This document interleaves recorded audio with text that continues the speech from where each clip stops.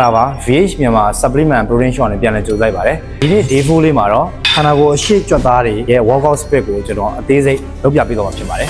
ချက်အနေနဲ့ဆိုရင်ဒီတခုမှချင်းကစကစားမဲ့ beginner တယောက်အတွက်ဆိုရင်ဘုံတွေပေါ့နော်ညှက်ရိုးတွေပေါ်တတ်တဲ့အတွက်ကြောင့် incline Smith barbell ကိုရွေးထားတယ်တကယ်လို့ Smith machine နဲ့ဆော့နိုင်တော့အကောင်းဆုံးပဲတကယ်လို့ Smith machine မရှိဘူးဆိုရင်တော့အလွတ်ဆော့လို့ရတယ်ဒါမှမဟုတ် machine တက်တက်သုံးလို့ရတယ်နော်ကစားတဲ့ပုံစံကိုကြည့်မယ်ခုံကတော့အရင်မတ်ဆရာမလို့40ဒါဆိုအရင်မှတ်သွားပြီနော်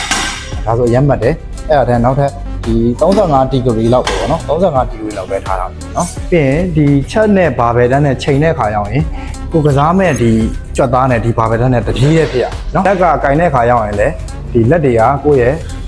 အကျယ်ပေါ့နော်ဒီဥပကုံးကျယ်ရဲ့6လက်မအကွာကိုကင်မယ်ကင်ပြီးဆိုတာနဲ့ဖြုတ်မယ်ပြီးရင်အသက်ကိုရှူပြီးတော့တန်အောင်ဖြည်းဖြည်းချင်းအောက်ချမယ်ဒီမှာတန်းကဒီ chest နဲ့မထိအောင်တက်မယ်လောက်ဒီလောက် position လောက်ရောက်ပြီဆိုတာနဲ့အပေါ်ကိုဖြည်းဖြည်းချင်းညှစ်ပြီးတော့ chest နဲ့တွန်းတင်မယ်ချက်ကစားတဲ့ခါရောက်ပြီဆိုရင်ဒီအချို့ဆိုရင် shoulder ချက်တွန်းနေရင်လည်း shoulder ညောင်းတာမျိုးဖြစ်တတ်တယ်အဲ့ဒါမဖြစ်အောင်ဆိုရင်ဒီရင်ဘတ်ကိုဒီလိုမျိုးခုံနဲ့မကတ်ထားဘူးရင်ဘတ်ကိုမှောက်ထားမယ်ဖွင့်ထားမယ်ပြီးရင်ချရင်လည်းရင်ဘတ်ကိုဖွင့်ထားမယ်တွန်းရင်လည်းဒီရင်ဘတ်ကိုဖွင့်ပြီးတော့တွန်းမယ်နော်ဒါလေးစော့မယ်ဆိုရင်တော့အဆင်ပြေသွားလိမ့်